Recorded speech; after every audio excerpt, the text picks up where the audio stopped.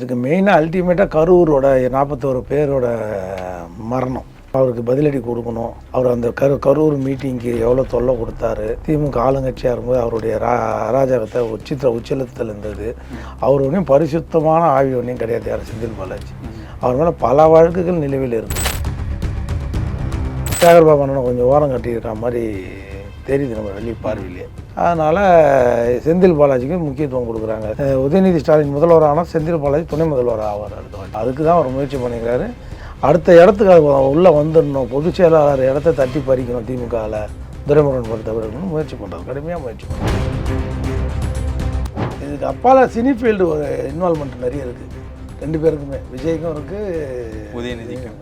பிரச்சனையே இவங்க 2 பேருக்கும் பிரச்சனை எங்கன்னா திரையுலகத்தில் தான் பிரச்சனை. இந்த ஃபேமஸ் ஹீரோயின்கிட்ட ஆரம்பித்த சண்டை தான் இன்றைக்கி இவ்வளோ தூரம். சார் ஒரே விஷயம் நம்ம அன்றைக்கி சொன்னோம்ல, தேர்தல் வராதுன்னு நம்ம அழுத்து திருத்தம் 3 ஸ்டேட்டில் தேர்தல் வந்திருக்கு, இடைத்தேர்தல். ஏன் தமிழ்நாட்டுக்கு வரல? ஒரு வருஷத்துக்கு வராதுங்க. 10 எம்எல்ஏ வந்தது நீங்கள் 50 எம்எல்ஏ இல்லை, மொத்தம் 234 எம்எல்ஏ வராது. சேஃப் ஜோனுக்கு போயிடணும். அப்போ இவங்க விலைக்கு வாங்கினாலும் நம்ம ரீச்சபிளில் இருக்கக்கூடாதுன்றது தான் இது. தாவேகா எம்எல்ஏ கிட்ட அதிமுக திமுக கிட்ட பேசியிருந்தாங்க. இப்போ திமுகவிலே பேரம் பேசுகிறாங்க. 50 கோடி 60 கோடி தரேன். யார்? தாவேகா. திமுக உடைய போகிறாங்க. இப்போ விரைவில் அடுத்து என்ன நடக்க போகுதுன்னா, திமுகவில் அதிருப்தியாக இருக்கிற எம்எல்ஏகள்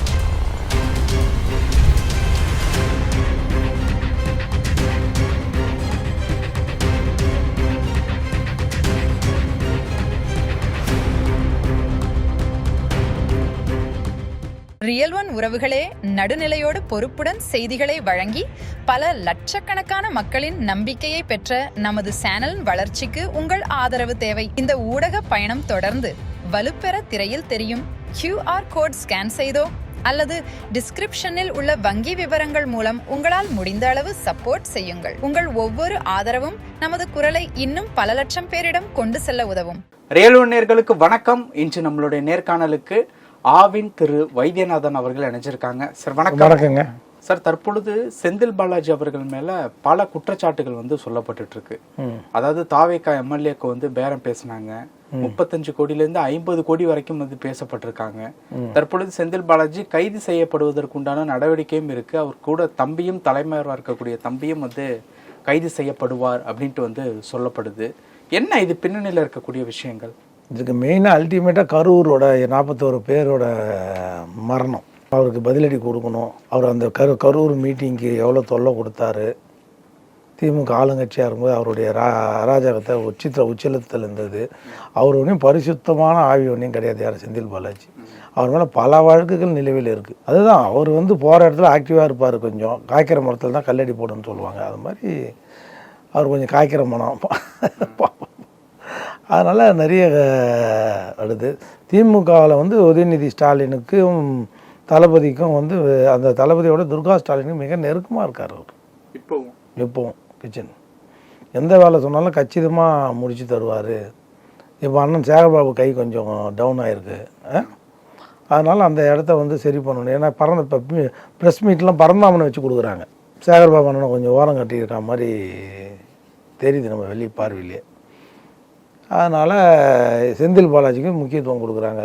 செந்தில் பாலாஜி உதயநிதி ஸ்டாலின் முதல்வர் ஆனால் செந்தில் பாலாஜி துணை முதல்வர் ஆவார் அடுத்த வாட்டி. அதுக்கு தான் அவர் முயற்சி பண்ணிக்கிறாரு. அடுத்த இடத்துக்கு அது உள்ளே வந்துடணும், பொதுச் செயலாளர் இடத்த தட்டி பறிக்கணும், திமுகவில் துரைமுருகன் பொறுத்தவரைக்கும் முயற்சி பண்ணுறது, கடுமையாக முயற்சி பண்ணுறாங்க. அரசியல் கட்சியில் பேரம் பேசாமல் யாருனா இருப்பாங்களாங்க? என்னங்க பேச? இப்போ ஆளுங்கட்சியாக இருக்கிற நம்ம தான் சொன்னோம். ரியல் ஒன் டிவி தான் முதல்ல சொன்னோம். தாவேகா விஜய் ஆட்சி அமைப்பார், போட்டி திமுகவுக்கும் தான் இருக்குது. எடப்பாடி சீன்லேயே இல்லை. அனைத்து இந்திய அண்ணா திராவிட முன்னேற்ற கழகம் எடப்பாடி மீது கல்லெறிக்கப்படுவார்கள். அதிமுக தொண்டனே மிக விரைவில் அண்ணன் எடப்பாடியார் மீது கல்லடி விழுன்னு சொன்னோம். ஊந்துச்சா? சாரியாக போகிறாங்களா?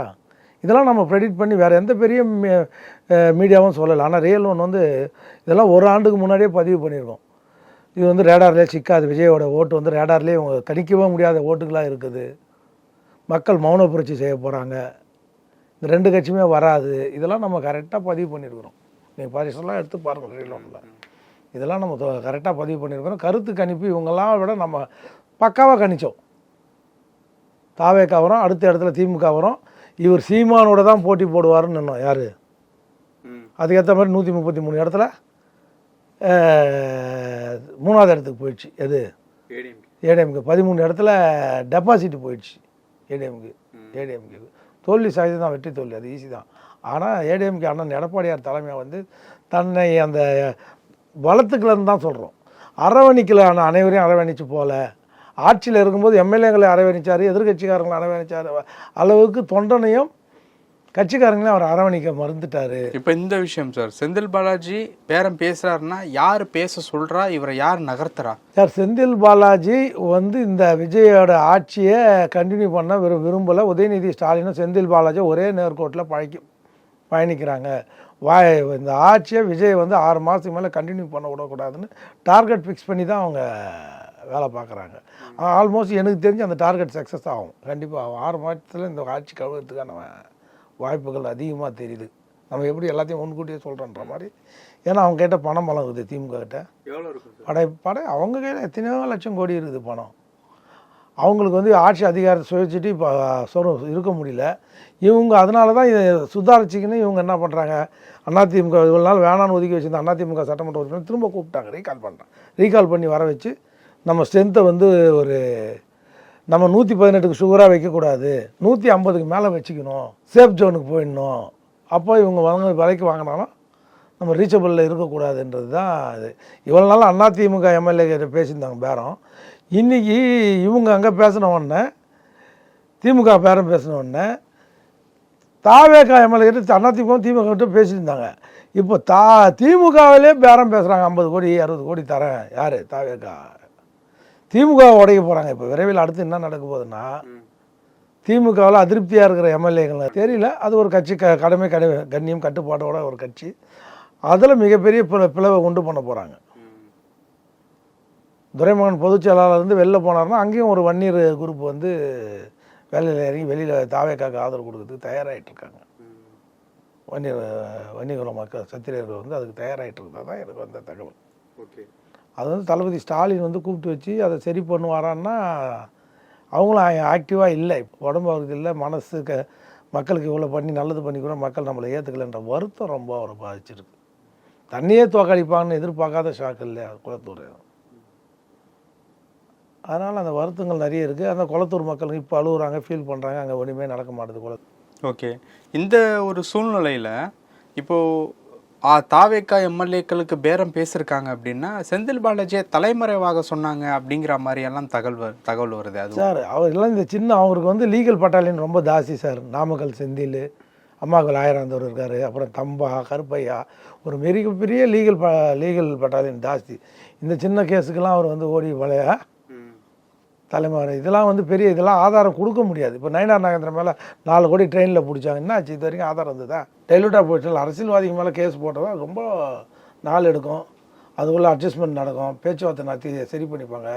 நயினார் நாகேந்திரன் திமுகவோட பேச்சுவார்த்தை நடத்தி தான் அதை ஸ்லோ பண்ணிக்கினார். அது மாதிரி இப்போ செந்தில் பாலாஜிக்கு சகலகலா வல்லம், அவருக்கு தெரியாத வித்தைகள் இருக்குது. அவர் உங்களுக்கு நண்பரா? நண்பர் தான். அப்படியா? என்னுடைய அரசியலில் என்னுடைய ஜூனியர் அவர். எங்களெல்லாம் ரொம்ப ஜூனியர். கலைராஜன் அவர் அரசியல் கொண்டு வந்தது, அவர் வந்ததே குறுக்கு வழியில் தான் வந்தார் செந்தில் பாலாஜி. ஆமாம், எப்படி அன்றைக்கி விபி கலைராஜன் அவரை கவனித்து சரி பண்ணி பெரும் 15 லட்ச ரூபா கொடுத்து சீட்டு வாங்கிட்டு வந்தார். சீட்டு முதல்ல வாங்கிட்டு மாணவர் இருக்கும்போது உதயகுமார் அவரும் 15 அப்போ வந்து டிடி தினகரன் சார் கை வாங்கியிருந்தது. தினகரன் சார் விபி கலைராஜன் என்ன சொன்னாலும் செய்தார். வெறும் 15 லட்சம் கொடுத்து தான் இவங்கெல்லாம் சீட்டு வாங்கிட்டு வந்தவங்க. நேர் வழியில் வாங்கிட்டு வந்து வரும்போதே என்ட்ரியே குறுக்கு வழி என்ட்ரி தான். ஆர்பி உதயகுமாரும் மதுரை ஆர்பி உதயகுமார். ஆமாம், மதுரை ஆர்பி உதயகுமாரும் இவங்க 2 பேருமே மாணவர்கள் இருந்தாங்க. அப்போ மாநில மாணவர் அணிக்கு வந்து கலைராஜன் வந்து மாநில செயலர். இப்போ செந்தில் பாலாஜி கிட்ட இந்த டாஸ்க்கை கொடுத்தது உதயநிதி தானா? அதாவது அவங்க எந்த எல்லையும் தாண்டுவாங்கிறதுக்கு தான் சொன்னேன். எனக்கு ஆதரவு கடிதமே இவருக்கு எடப்பாடி கொடுத்தாங்களே. இதுக்கு அப்பால சினி ஃபீல்டு ஒரு இன்வால்மெண்ட் நிறைய இருக்குது 2 பேருக்குமே. விஜய்க்கும் இருக்குது, உதயநிதிக்கும். பிரச்சனையே இவங்க 2 பேருக்கும் பிரச்சனை எங்கன்னா திரையுலகத்தில் தான் பிரச்சனை. இந்த ஃபேமஸ் ஹீரோயின்கிட்ட ஆரம்பித்த சண்டை தான் இன்றைக்கி இவ்வளோ தூரம் ஊசலாட்டிகிட்டு இருக்கு. எக்காரத்து கொண்டும் இவர் 5 வருஷம் ஆட்சி நடத்த சின்ன தளபதி உதயநிதி கண்டிப்பாக விட மாட்டார். அதில் நம்மளுக்கும் கண்ணு கட்டுறது தெரியும், சக்ஸஸ் ஆகும். திமுக வந்து ஃபெயிலியர் ஆகாது. ஓகே, ஆட்சியை கவிழ்க்கிறதுல திமுகவுக்கு சக்ஸஸ் கிடைக்கும். மறுபடியும் தேர்தல் வந்தால் யாருக்கு சக்ஸஸ் கிடைக்கும்? சார், ஒரே ஒரு விஷயம் நம்ம அன்றைக்கி சொன்னோம்ல, தேர்தல் வராதுன்னு நம்ம அழுத்தம் திருத்தம் 3 ஸ்டேட்டில் தேர்தல் வந்திருக்கு, இடைத்தேர்தல். ஏன் தமிழ்நாட்டுக்கு வரல? ஒரு வருஷத்துக்கு வராதுங்க. ஒரு வருஷத்துக்கு இது 10 எம்எல்ஏ வந்தாலும் நீங்கள் 50 எம்எல்ஏ இல்லை மொத்தம் 234 எம்எல்ஏ வராது. சட்டத்தில் இடம் இருக்குது, 6 மாதத்துக்குள்ளே பண்ணணும்னு ரூல் சொல்லுது. அதாவது என்ன சொல்கிறோம் நம்ம, ஒரு அவசியமற்ற சூழ்நிலை சுச்சுவேஷன் சரியில்லைன்னா கவர்னருக்கு அந்த அதிகாரம், தேர்தல் ஆணையத்துக்கு அந்த அதிகாரம், தேர்தல் நடத்தக்கூடிய ஒரு சூழ்நிலை சரியில்லைன்னு ஒரு ரிப்போர்ட் கவர்னர் கொடுத்துட்டாருன்னா, இப்போ அதுக்கு தான் நேற்று அவசரமாக இன்பத்துறை போய் தேர்தல் ஆணையத்தில் கம்ப்ளைண்ட் கொடுத்துருக்காரு. குதிரை இடைத்தேர்தலில் தள்ளி வைக்கணும், அலௌன்ஸ் பண்ணக்கூடாது, ஏன்னா தேர்தல் நியாயமாக நடக்காது. ரெண்டாவது விஷயம், ஒரு மக்களோட வாக்களிப்பை வியாபாரம் பண்ணியிருக்காங்க எல்லாருமே. இப்போ ரிசைன் பண்ணுங்க அத்தனை பேரும் நாட்டைவன் 1 மந்த் 1.5 மாதத்துக்குள்ளே நீங்கள் ரிசைன் பண்ணால் மக்கள் உங்களுக்கு நம்பிக்கை கொடுத்த அந்த நம்பிக்கை போயிடுது, இல்லை ட்ரஸ்ட்டு போயிடுது. அதுதான் முக்கியமான விஷயம். பல விஷயங்கள் பேசியிருக்கோம். நேரத்திற்கு நன்றி. நன்றி, வணக்கம். உங்கள் பிசினஸ் இன்னும் அதிக மக்களை சென்றடைய வேண்டுமா? இன்றைய டிஜிட்டல் உலகில் சரியான ப்ரமோஷன் தான் வெற்றியின் முதல் படி. தமிழகம் முழுவதும் பல லட்சக்கணக்கான பார்வையாளர்களை தினமும் சென்றடையும் ரியல் ஒன் யூடியூப் சேனல்களில் உங்கள் பிசினஸ் இனி எல்லோரும் அறியட்டும். குறைந்த செலவில் அதிக ரீச். உங்கள் பிராண்டுக்கு நம்பிக்கையும் வளர்ச்சியும் சேர்க்க இன்றே எங்களை தொடர்பு கொள்ளுங்கள். 928 00 8714.